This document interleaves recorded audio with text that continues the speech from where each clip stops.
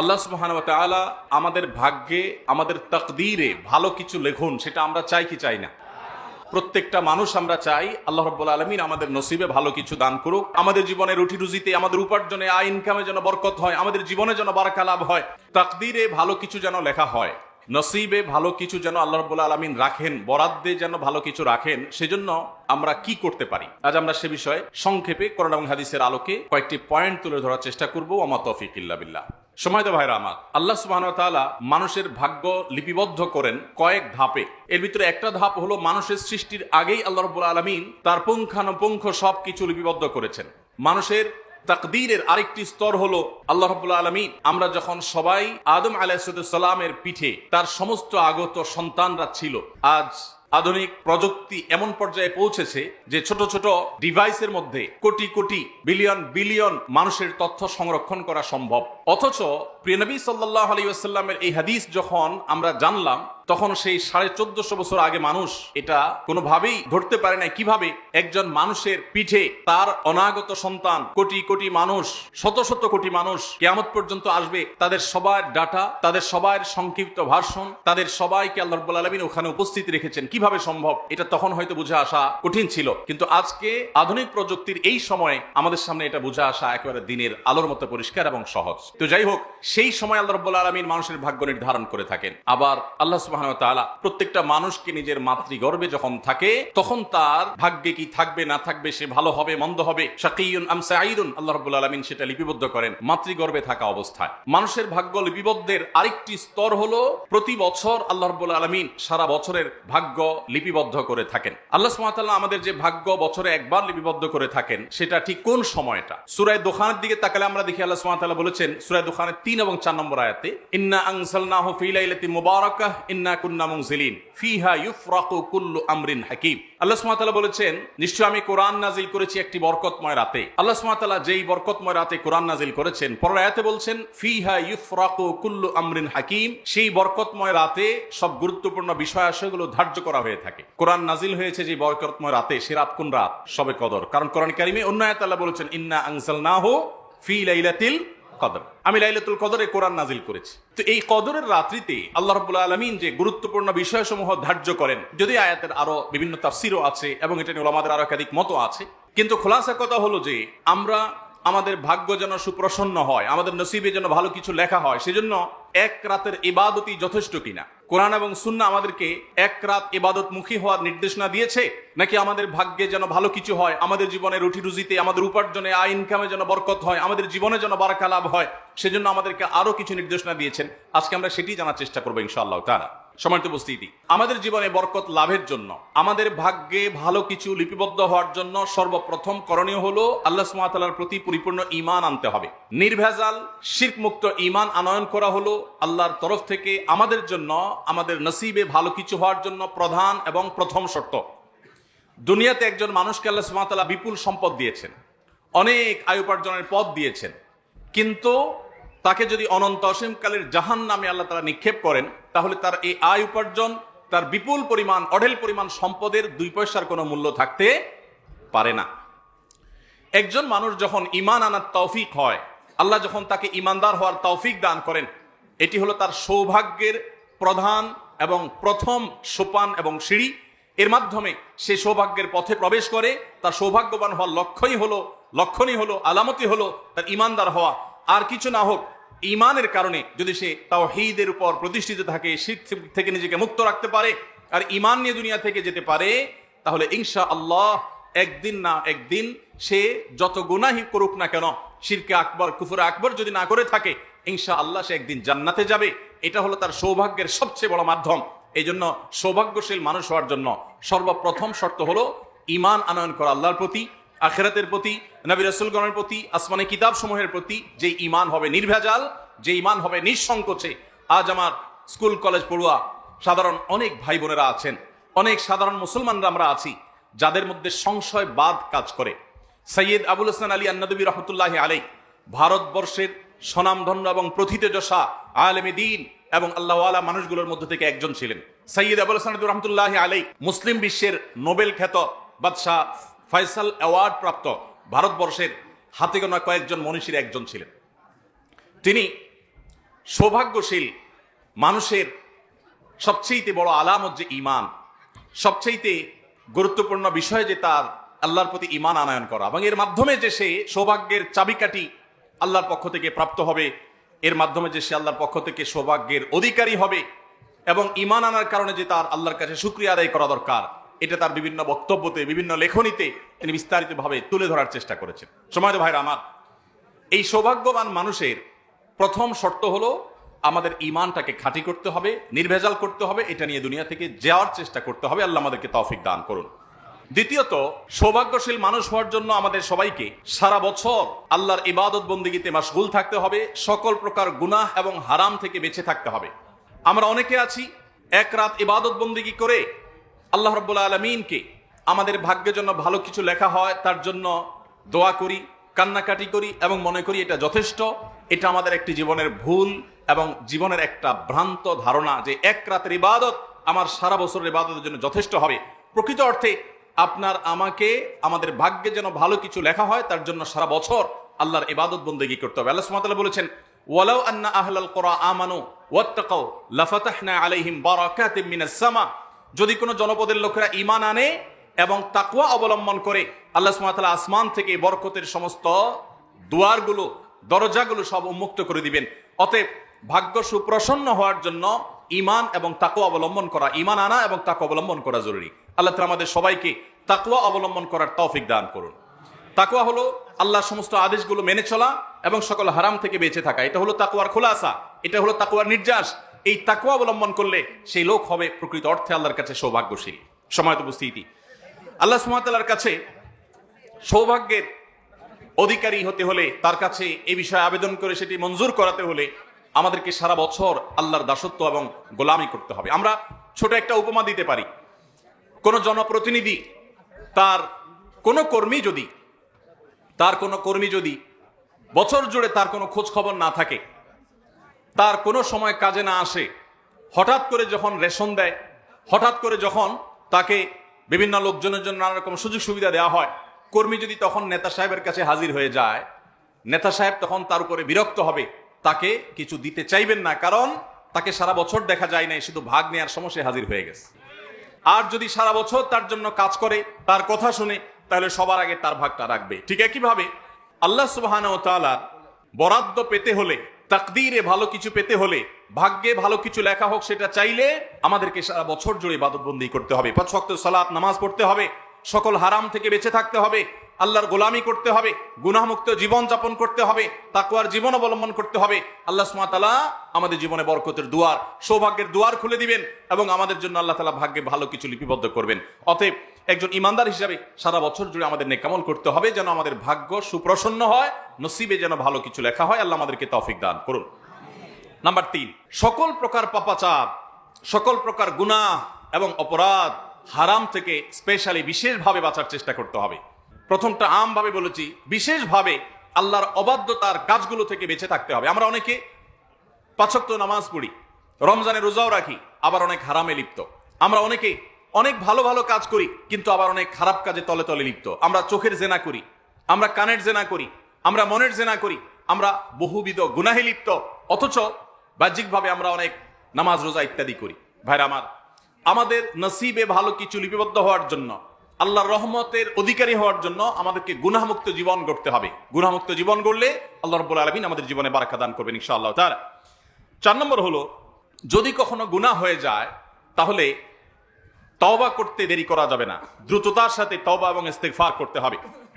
গুনাহ থেকে বান্দা যখন তওবা করে, ইস্তেগফার করে, আল্লাহ রাব্বুল আলামিন সাথে সাথে বান্দার তওবা যদি শর্ত পূরণ করে তওবা করে, তওবাকে কবুল করেন। এবং তওবা হলো গুনাহের পথ থেকে ফিরে আসা, গুনাহের পথ থেকে ফিরে আসা।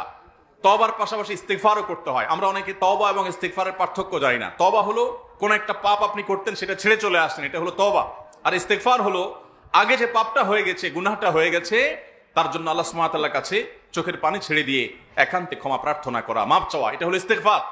ইস্তেগফার এবং তওবা এটা আমাদের বরকতের দুয়ারকে উন্মুক্ত করে, আমাদের জন্য নসিবে ভালো কিছু আল্লাহ তাআলা বিবদ্ধ করেন এর মাধ্যমে। সূরা নূহ আল্লাহ রাব্বুল আলামিন বলেছেন, নূহ আলাইহিস সালাম তার জাতিকে নির্দেশ দিয়েছেন, ফাকুলতুস্তাগফিরু রাব্বাকুম ইন্নাহু কানা গাফফারা ইউরসিলিস সামাআ আলাইকুম মিদরারা ওয়ায়ুমদিদুকুম বিআমওয়ালিন ওয়া বানিন ওয়া ইয়াজআল লাকুম জান্নাতিন ওয়া ইয়াজআল লাকুম আনহারা। নূহ আলাইহিস সালাম বলেছেন তার জাতিকে যে তোমরা তোমাদের রবের ইস্তিগফার করো, আল্লাহর কাছে ক্ষমা প্রার্থনা করো, তাহলে কি হবে? আল্লাহ রাব্বুল আলামিন তোমাদের গুনাহ মাফ করবেন। আল্লাহ সুবহানাহু ওয়া তাআলা তোমাদের জন্য তোমাদের উপার্জনে, তোমাদের সম্পদে, তোমাদের ফল ফসলে বারাকা দান করবেন, সেগুলো বৃদ্ধি করবেন। ওয়ায়ুমদিদুকুম বিআমওয়ালিন ওয়া বানিন, তোমাদের সন্তান এবং অর্থ সম্পদ ইত্যাদি দিয়ে তোমাদের সমৃদ্ধ করবেন। তাহলে সৌভাগ্যের জন্য, সৌভাগ্যবান হওয়ার জন্য আমাদের বেশি বেশি ইস্তেগফার করতে হবে, তওবা করতে হবে। এটি হলো সৌভাগ্যবান হওয়ার জন্য, ভাগ্যের জন্য ভালো কিছু লেখা হয় তার জন্য চতুর্থ কারণ। নাম্বার 5, সব সময় আল্লাহর ফায়সালায় খুশি হওয়া। এটা হলো সৌভাগ্যবান মানুষ হওয়ার পূর্ব শর্ত। আমরা অনেকে যখন আমার নিজের হিসেব মতো আল্লাহর কাছ থেকে পেয়ে যাই তখন আমরা অনেক খুশি হই, আলহামদুলিল্লাহ বলি। আবার যখন আমার হিসাবের বাইরে দেখা যায় যে আল্লাহ সুবহানাহু ওয়া তাআলার কাছে চাইলাম একটা আর পাইলাম আরেকটা, তখন আমাদের মুখ দিয়ে আলহামদুলিল্লাহ বের হওয়া তো দূরের কথা, আমাদের মুখটা কালো হয়ে যায়, আমরা নাখোশ হয়ে যাই, আমরা মন খারাপ করে ফেলি। এটা কোনো ইমানদারের বৈশিষ্ট্য হতে পারে না। একজন ইমানদার তিনি সুখে যেমন আল্লাহ তাআলার শুকরিয়া আদায় করবেন, দুঃখেও আল্লাহ রাব্বুল আলামিনের ফয়সালাকে মেনে নেবেন। মনে রাখবেন, ইমানদারের জন্য এটা অনেক বড় পরীক্ষার ব্যাপার যে ইমানদার তার সারা জীবনে আল্লাহ রাব্বুল আলামিনের সকল দানে যেমন খুশি হবে, কোনো কষ্ট, কোনো দুঃখ এটাতে নিপতিত হলে সে সবর করবে। কারণ আমার এই দুঃখ কষ্টের পেছনে আর কিছু না হোক, সবর করলে আল্লাহর কাছে বিনিময় নিশ্চিত। দুনিয়ার গুলি মিস হতে পারে। আপনি বিপদ আপদে সবর করবেন, ধৈর্য ধারণ করবেন, আল্লাহর ফয়সালাকে মেনে নেবেন, ধৈর্যের ঢোক গিলে ফেলবেন, আর আল্লাহ তাআলা আপনার কোনো বিনিময় দিবে না, এটা কোনোদিনই হতে পারে না। মনে রাখবেন, ইমানদার কখনো বেসবর হওয়া এটা তার সাজে না। ইমানদারকে সবর করতে হয়, কারণ ইমানদারের সবরের পেছনে সান্ত্বনা আছে। যার ভিতরে ইমান নাই, যে নাস্তিক, যে স্রষ্টা বিশ্বাস করে না, তার সবরের কোনো বিনিময় সে আশা করে না। এজন্য তারা সবচেয়ে বেশি ডিপ্রেসড হয় সারা পৃথিবীতে, সব সময়, সব যুগে, সব সমাজে সবচেয়ে বেশি মানুষ ডিপ্রেশনে ভোগে যারা আল্লাহতে বিশ্বাস করে না। মুসলমানদের মধ্যে যদি ডিপ্রেশন অতিরিক্ত হয় তাহলে বুঝতে হবে যে আল্লাহর প্রতি তার ঈমানের দুর্বলতা আছে। ডিপ্রেশন অতিরিক্ত হওয়া মানে হলো ঈমানের দুর্বলতাও অতিরিক্ত হওয়া। ডিপ্রেশন যার ভিতরে যত কম, তার ঈমানের পাওয়ার এবং মিটার তত বেশি। কারণ আপনি যদি বিশ্বাস করেন যে সবকিছু আল্লাহর হাতে, সবকিছু আল্লাহর নিয়ন্ত্রণে, আপনি যে বিপদে আছেন, আপনি যে মুসিবতে আছেন, এখান থেকে উত্তরণের ক্ষমতাও তার হাতে, এটা যদি আপনার বিশ্বাসই থাকে, তো আপনি তো তার প্রতি ঈমান এনেছেন, আপনি তো তার বান্দা, আপনি তো তার কাছে অ্যাপ্লিকেশন করেছেন। অতএব আপনি নির্দ্বিধায়, আপনি নিশ্চিন্তে, নিঃসংকোচে আপনি আস্থা এবং ভরসা রাখবেন তার প্রতি। আপনি ডিপ্রেসড হওয়ার কোনো সুযোগ নেই। কদিন আগে বগুড়া গিয়েছিলাম, এক ডাক্তার কাগজ দিলেন যে আমাদের বগুড়া জেলায় 1 বছরে 300-এরও বেশি মানুষ আত্মহত্যা করেছে। একটি জেলা 3 শতাধিক মানুষ আত্মহত্যার কথা সেই ডাক্তার সাহেব দাবি করেছেন, আমাকে লিখে দিলেন। এই পরিমাণ ডিপ্রেশন আমাদের সমাজে যে আমরা মুসলমানরা অনেকে আত্মহত্যার পথে পা বাড়াই। আমরা জানি না যে আত্মহত্যা করে আমার বিপদটা কি দূর হবে না আরো বাড়বে। আত্মহত্যা করলে কি বিপদ থেকে মুক্তি মিলবে নাকি আরো বড় বিপদে ধাবিত হলাম? কিন্তু আমাদের সে বিশ্বাস দুর্বল হওয়ার কারণে আমরা আজ ডিপ্রেশনে চলে যাচ্ছি। তো যেটা বলছিলাম, ইমানদার যদি সবর করতে পারে তার বিনিময়ে আল্লাহ সুবহানাহু ওয়া তাআলা কোনো হিসেব ছাড়া দিবেন, হিসেব ছাড়া। কোরআন তেলাওয়াত করেনওয়ালা মুসলমান পাবেন, নফল নামাজ পড়নেওয়ালা মুসলমান পাবেন, কিন্তু সবরওয়ালা মুসলমান খুব কম পাবেন। দেখবেন যে হাজি সাহেব, গাজী সাহেব, মাওলানা সাহেব, মুফতি সাহেব, ইমাম সাহেব, মুয়াজ্জিন সাহেব, খতিব সাহেব, নামাজি সাহেব, অমুক সাহেব, তমুক সাহেব, মাথা যখন গরম হয়, চান্দি যখন গরম হয়ে যায়, তখন সাহেবের আর আসল রূপ থাকে না। ঠিক না? ঠিক। এই জন্য নবী করিম সাল্লাল্লাহু আলাইহি সাল্লাম বলেছেন, তোমাদের ভিতরে যে তার স্ত্রীর কাছে ভালো, তার স্ত্রী তো জানে যে এই লোকের রাগ উঠলে মাথা ঠান্ডা থাকে না গরম হয়, এবং রাগ উঠলে মাথা যদি গরম হয় তখন সে কি করে না করে, তার মুখ দিয়ে কি বাহির হয় না হয়, সে কি আছাড় পিছাড় ভাঙচুর করে নাকি ধৈর্য ধারণ করে, এটা স্ত্রী সবচেয়ে ভালো জানে। এই জন্য নবী সাল্লাল্লাহু আলাইহি সাল্লাম মানুষের চারিত্রিক সনদপত্র এটা জনপ্রতিনিধির হাতে দেন নাই, এটা দিয়েছেন স্ত্রীর হাতে। স্ত্রী জানে আসলেই লোকটার চরিত্র আচরণ কেমন। বাহিরে ভালো সাজা এটা অনেক সোজা কাজ, এটা আমরা সবাই পারি, কিন্তু আসল ভালো এটা আপনার স্ত্রী জানে। আবার স্ত্রীর ভালো রূপ না খারাপ রূপ সেটা সবচেয়ে বেশি স্বামী জানে। এই জন্য ভাইরা আমার, আমাদের সবর করতে হবে। আপনি দেখবেন প্রায় পত্রিকার পাতায় নিউজ হয় যে বিয়ে বাড়িতে মাছের সাইজ একটু ছোট হয়েছে, এটার উপর ভিত্তি করে বিশাল তুলকালাম, কারাতে আপনার প্রদর্শনী, বিরাট মারপিট এবং ভাঙচুর, এমনকি বিয়ে ভেঙে মানুষ চলে যায়। কত নির্লজ্জ হলে, কত বেহায়া হলে, কত ছোট লোক হলে, কত নিচু হলে, কত বেসবর হলে, কত অধৈর্য হলে, কত খাদক হলে, কত পেটুক হলে, কত ভিখারির মতো মানুষ হলে বিয়ে বাড়ির সামান্য খাবারকে কেন্দ্র করে বিয়ে ভেঙে যায়।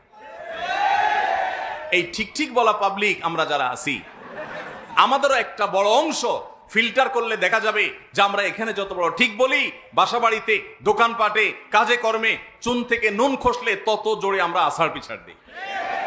এটাও ঠিক। ওয়াজ মাহফিলে বেঠিক কিচ্ছু নাই, সব ঠিক। আল্লাহ তাআলা আমাদের ঠিক ঠিক বলনেওয়ালা ভাইরা সহ আমাদের সবাইকে আল্লাহ তাআলা সবরকারী হওয়ার তৌফিক দান করুন। ভাইরা আমার, মনে রাখবেন, ধৈর্য ধারণ এমন একটা গুণ, এর বিনিময়ে আল্লাহ রাব্বুল আলামিন হিসেব ছাড়া দিবেন। ভাইরা আমার, হতে পারে আপনার পরিবারের সাথে, হতে পারে রাস্তায় কোনো পরিচিত অপরিচিত মানুষের সাথে, হতে পারে কোনো কাস্টমারের সাথে, হতে পারে অন্য কোনো মানুষের সাথে আপনার রাগ হওয়ার মতো পরিবেশ তৈরি হবে, মাথা গরম হওয়ার মতো যথেষ্ট কারণ থাকবে, উল্টাপাল্টা অনেক হবে আপনার সামনে, উল্টাপাল্টা হবে দেখেই তো সবর করতে হবে। সব যদি ঠিকঠাক মতো হয় তাহলে তো সবরের প্রশ্নই নেই। সবরই যদি না করেন আপনি জান্নাত পাবেন কোত্থেকে? মনে রাখবেন, আল্লাহ সুবহানাহু ওয়া তাআলা যে জান্নাত দিবেন, এক কথায় যদি আমি বলি জান্নাত কিসের বিনিময়ে দিবেন, তো এক শব্দে বললে আমি বলতে পারি একটা শব্দের বিনিময়ে আল্লাহ সব জান্নাত দিবেন, সেটার নাম হলো সবর। কারণ আমরা যে ইবাদত করি এটাও এক প্রকারের সবর। ইবাদতের মধ্যে নিজেকে বন্দী করে রাখা, আটকে রাখা, মনে চায় না তবুও করতে থাকা, এটা এক প্রকারের সবর। পাপাচার থেকে, গুনাহ থেকে বাঁচার জন্য যে আমি সংগ্রাম করি, এটা আরেক প্রকারের সবর। মাথার সামনে উল্টাপাল্টা হয়, মাথা গরম হওয়ার মতো যথেষ্ট কারণ থাকে, বহু উল্টাপাল্টা হয়, বিপদ আপদ হয়, মানুষ অনেক ঝামেলা তৈরি করে, মাথাটা গরম হয়ে যায়। গরম হলে মাথাকে ঠান্ডা রেখে সমাধান করা, প্রয়োজনে তাকে বিচারের মুখোমুখি করা, প্রয়োজনে তার উপযুক্ত শাস্তি নিশ্চিত করা। কিন্তু তাই বলে ইমানদার কখনো মুখ খারাপ করতে পারে না, ইমানদার কখনো তার রিয়্যাক্টটাকে ফাসিকের মতো করতে পারে না, গালিগালাজ করতে পারে না, অহেতুক ভাঙচুর করতে পারে না, তার জিদকে যেখানে সেখানে মেটাতে পারে না, বরং তাকে সবর করতে হয় এবং সবরের সাথে প্রত্যেকটা পরিস্থিতিকে মোকাবেলা করতে হয়। সবর করার মানে এই না যে একজন আপনার ক্ষতি করে যাবে আর আপনি শুধু মেনেই যাবেন। আপনার যে ক্ষতি করেছে আপনি তাকে যদি উপযুক্ত শাস্তি দিতে পারেন, বিচারের মুখোমুখি করতে পারেন, করেন, কিন্তু আপনি বেসবর হয়ে নিজের মুখ নষ্ট করবেন না। আমরা সবাই সবর করি, সবরের আমাদের ধরনটা কিরকম? মসজিদ থেকে বের হয়েছেন, বের হয়ে দেখলেন জুতা নাই, চোরে নিয়ে গেছে, তখন চোরের 14 গোষ্ঠী, মা বাপ দাদা দাদি নানা নানি 14 গোষ্ঠীর নাম ধরে একেবারে তালিকা ধরে গালিগালাজ করে শেষ করে এরপরে যখন হুঁশ ফিরে আসছে যে চোর তো জুতা নিয়ে এতক্ষণে বেচাও শেষ, তাহলে গালিগালাজ গুলো করে কি লাভ হলো? এবার আমরা বেশিরভাগ মানুষ বলি, যাক যেহেতু নিয়েই গেছে বেচারা, কি আর করা, সবর করলাম। তো গালিগালাজ করে, ভাঙচুর করে, আছাড় পিছাড় করে এরপর মাথা একটু ঠান্ডা হওয়ার পরে যখন বলেন, বউকে বলেন, স্ত্রীকে যখন বলেন, যাক যা হয়েছে হয়েছে, বাদ দাও, আমিও ভুলে গেলাম, এতক্ষণ গালিগালাজ করে এখন বলতেছেন আমি ভুলে গেলাম, এর নাম সবর না। নবী করিম সাল্লাল্লাহু আলাইহি ওয়াসাল্লাম বলেছেন, ইন্নামাস সবরু ইনদা সাদমাতিল উলা। প্রথম ধাক্কার সময়, প্রথম চাপের সময় যখন আপনার দেখে মাথাটা গরম হয়ে গেছে, তখন নিজেকে ধরে রাখতে পারা, এটার নাম হলো সবর। আল্লাহ তাআলা আমাদের সবাইকে সবর ইখতিয়ার করার তৌফিক দান করুন। তাহলে ভাইরা আমার, আল্লাহ সুবহানাহু ওয়া তাআলা যে সমস্ত বিষয়ের মাধ্যমে বান্দার ভাগ্যে ভালো কিছু দেন, তার মধ্যে থেকে একটা হলো আল্লাহর ফয়সালাকে মেনে নেওয়া, আল্লাহর সিদ্ধান্তকে মেনে নেওয়া, কাযা বিল কদর, তাকদীরের প্রতি ঈমান আনা, যে আমার কোনো অসুবিধা হয়েছে আলহামদুলিল্লাহ বলা। এখন প্রশ্ন হলো ভাই, অসুবিধা হলে, সুবিধা হলে আলহামদুলিল্লাহ বলবো, আল্লাহর প্রশংসা করবো যে আল্লাহ দিয়েছেন, এটা তো বুঝলাম, কিন্তু অসুবিধা হলে আল্লাহর প্রশংসা করবে, এর যুক্তিটা কি? এর যুক্তিটা কি? আমি বাইক অ্যাক্সিডেন্টে একটা হাত ভেঙে গেছে, আল্লাহ তাআলা আমাকে সুস্থ রাখলে তো আমি আলহামদুলিল্লাহ বলবো, বুঝলাম, কিন্তু হাতটা ভেঙে যাওয়ার পরে আলহামদুলিল্লাহ বলবো কোন যুক্তিতে? আল্লাহ যে আমার হাতটা ভেঙে দিছে এই জন্য বলবো আল্লাহ তোমার শুকরিয়া, তুমি আমার ভালো হাতটা ভাঙছো, ভালো করছো, এই আমি শুকরিয়া আদায় করবো এই জন্য যে আমার একটা হাত ভেঙেছে, আরেকটা হাত ভালো আছে, এই অ্যাক্সিডেন্টে আমার দুইটা হাত চলে যেতে পারতো, আমার যে হাতটা ভালো আছে ওই হাতের দিকে তাকে আমি বলবো আলহামদুলিল্লাহ। এই ধরনের অ্যাক্সিডেন্টে বহু লোক জীবন হারিয়েছে, আমার জীবনটা রয়ে গেছে, সেজন্য আমি আল্লাহকে ওই দিকে তাকায় বলবো আলহামদুলিল্লাহ।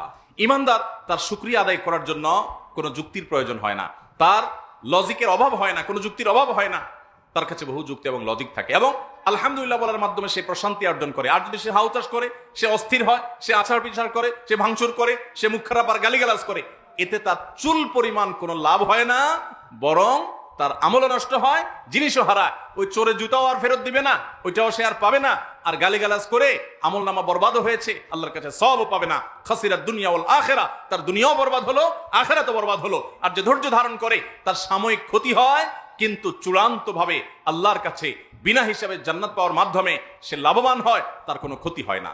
এজন্য আমরা আল্লাহর ফয়সালা কখনো আমাদের মনোভূত হবে না, আল্লাহর সিদ্ধান্ত কখনো আমাদের মনোভূত হবে না।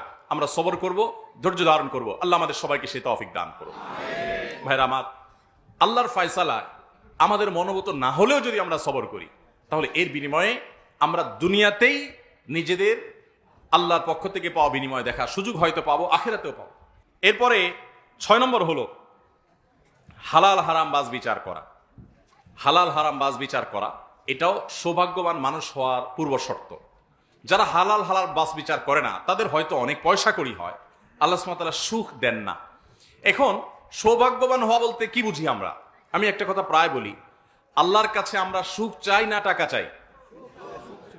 বুঝে উত্তর দিচ্ছেন না, না বুঝে? সুখ চান না টাকা চান? ও যে কিছু মানুষ বলতেছে টাকা চাই, কোনটা চান?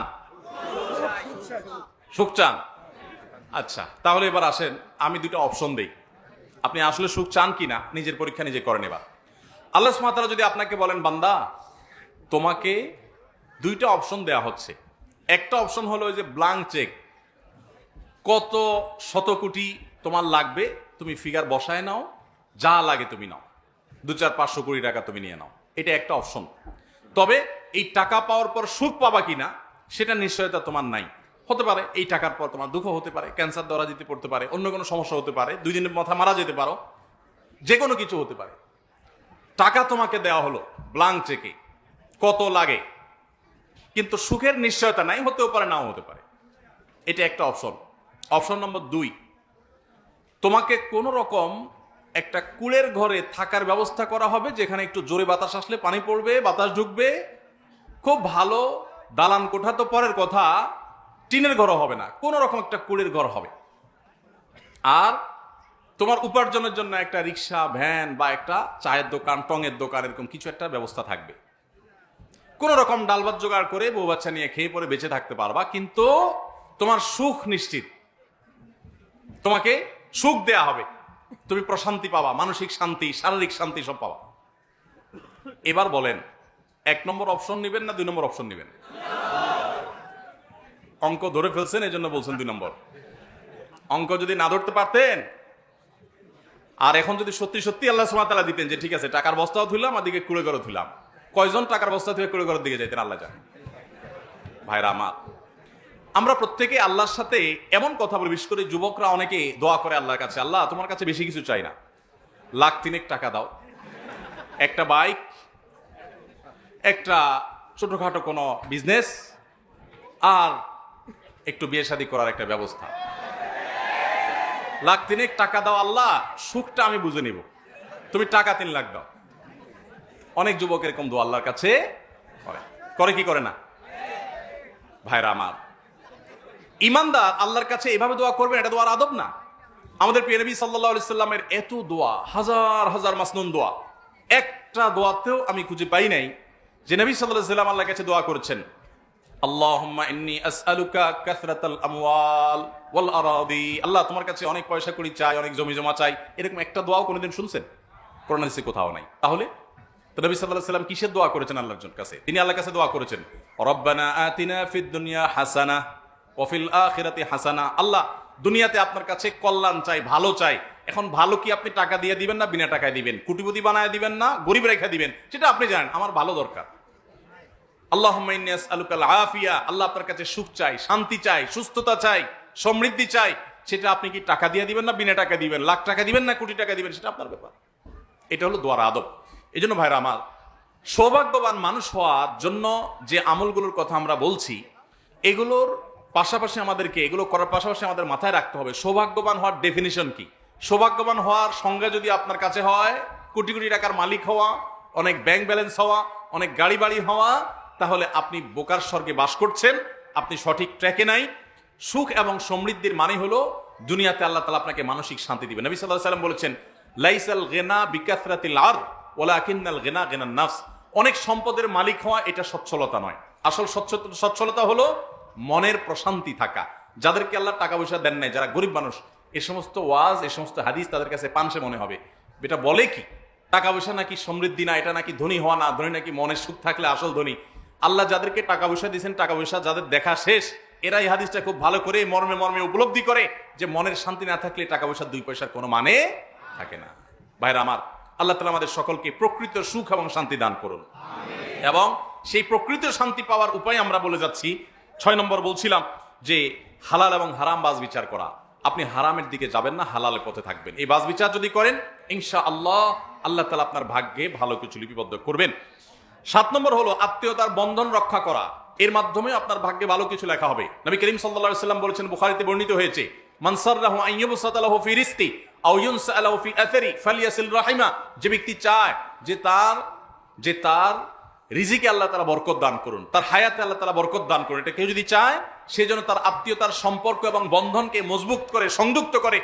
আপনার রক্ত সম্পর্কে, আত্মীয়দের সাথে সম্পর্ক যদি ভালো হবে, আপনার উপার্জনে, আপনার রুজিতে, আপনার জীবনে তত বেশি বরকত নাজিল হবে। এটা আপনার সৌভাগ্যবান হওয়ার অন্যতম শর্ত। 8 নম্বর হলো আল্লাহ তাআলা শুকরিয়া আদায় করা। আল্লাহ বলেছেন, লা ইন শাকারতুম লা আযীদান্নাকুম। যা পাইছেন আলহামদুলিল্লাহ বলেন মন খুলে, যে অনেকে এটাও পায় নাই, তাহলে আল্লাহ তাআলা আপনার নিয়ামত বাড়ায় দিবে।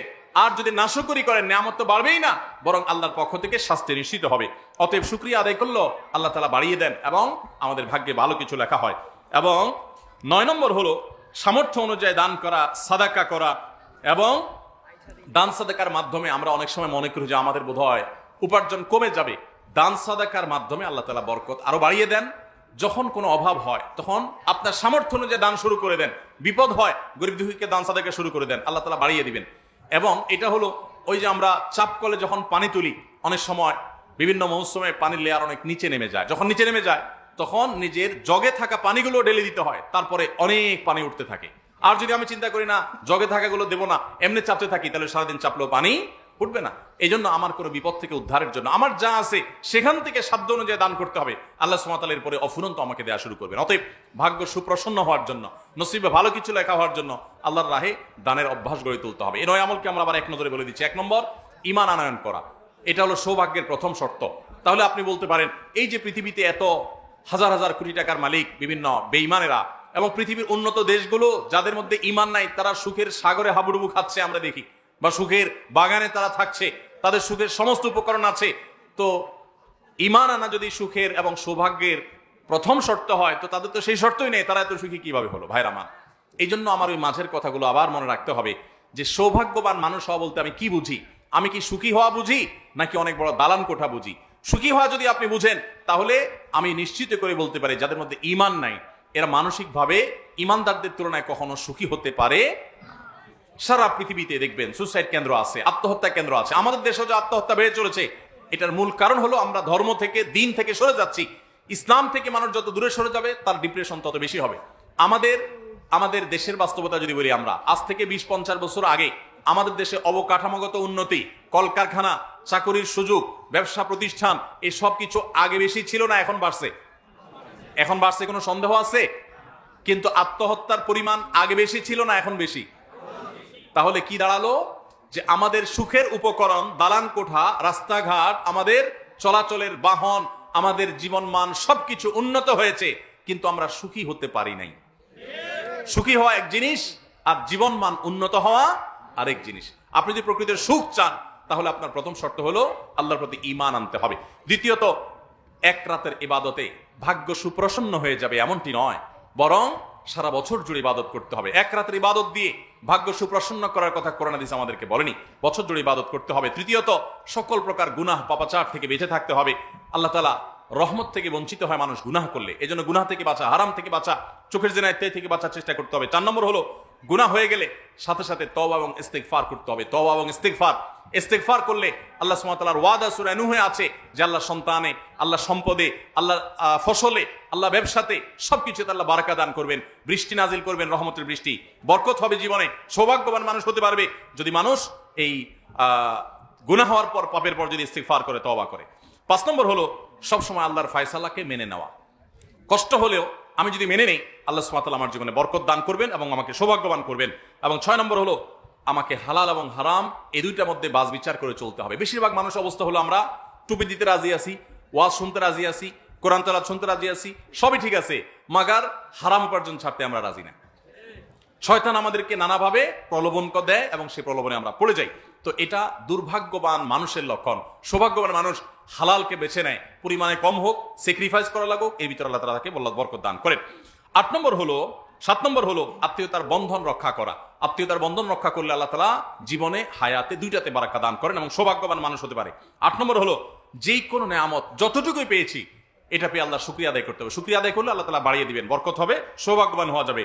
এবং 9 নম্বর সর্বশেষ হলো সাধ্য অনুযায়ী দান করা, সাদাকা করা। এর মাধ্যমে আল্লাহ তাআলা আমাদের ভাগ্যে ভালো কিছু দান করবেন। আল্লাহ সুবহানাহু ওয়া তাআলা আমাদের সবার নসিবে যেন ভালো কিছু লেখা হয় সেই তৌফিক দান করুন। ভাইরা আমার, দুনিয়াতে যদি আমার নসিবে উল্লেখযোগ্য বা আমার কাঙ্ক্ষিত সম্পদ, টাকা পয়সা আল্লাহ তাআলা না দেন, আর যদি আল্লাহ সুবহানাহু ওয়া তাআলা আমার নসিবে জান্নাতটা লিখে দেন, এই আমার ডিলটা লাভজনক হলো না লসের হলো? সারা জীবনের কষ্টের বিনিময়ে যদি অনন্ত অসীমকালে জান্নাত পেয়ে যায়, লাভ হলো না লস হলো? অতএব আল্লাহ সুবহানাহু ওয়া তাআলার কাছে সৌভাগ্যবান মানুষের কাতারে শামিল হওয়ার জন্য তাকওয়া অবলম্বন করতে থাকা, নেক আমল করতে থাকা। আল্লাহ সুবহানাহু ওয়া তাআলা বলেছেন, মান আমিলা সালিহাম মিন যাকারিন আও উনসা ফালানুহইয়ান্নাহু হায়াতান তাইয়্যিবা। পবিত্র এবং সৌভাগ্যবান মানুষের জীবন আল্লাহ তাআলা দিবেন তখনই যখন ঈমানের সাথে নেক আমল যুক্ত হবে। ভাইরা আমার, সালহাতু সঙ্গে বুদি দিল খারাস আজমুদে এক জামানা খাকে বাস। একজন কবি বলেছেন, বহু বছর তো তুমি পাথর হয়েছিলে, একটু মাটি হয়ে দেখো। দুনিয়া খাই খাই বহু করেছি আমরা, আসুন একটু আল্লাহর গোলামি করতে শিখি, চোখের পানি ফেলতে শিখি, তওবা ইস্তেগফার করতে শিখি, আল্লাহমুখী হয়ে যাই, দুনিয়ার চাহিদাকে ছুঁড়ে ফেলে দেই, চাহিদা একদম জিরো করে ফেলি। আমি শপথ করে বলতে পারি, আপনি সৌভাগ্য নিজের চোখে দেখতে পাবেন ইনশাআল্লাহ। আল্লাহ সুবহানাহু ওয়া তাআলা আমাদের সবাইকে সৌভাগ্যবান মানুষের কাতারে শামিল হওয়ার তৌফিক দান করুন। সবাই সৌভাগ্যবান মানুষের কাতারে শামিল হওয়ার জন্য এই 9টি আমলকে আমরা আঁকড়ে ধরি, এগুলো আমরা বেশি বেশি করার চেষ্টা করি, এবং সবর সহ অন্যান্য আমল যেগুলো আল্লাহর ফয়সালাকে মেনে নেওয়া কঠিন হয়, সে প্রসঙ্গে সবরের কথা আমরা বলেছি, এই সব আমলগুলোকে আমরা ধারণ করার চেষ্টা করি। আল্লাহ রাব্বুল আলামিন আপনাকে, আমাকে, আমাদের সবাইকে আমলের তৌফিক দান করুন। জাযাকুমুল্লাহু খায়রা ওয়া আখিরু দাওয়ানা আলহামদুলিল্লাহি রাব্বিল আলামিন।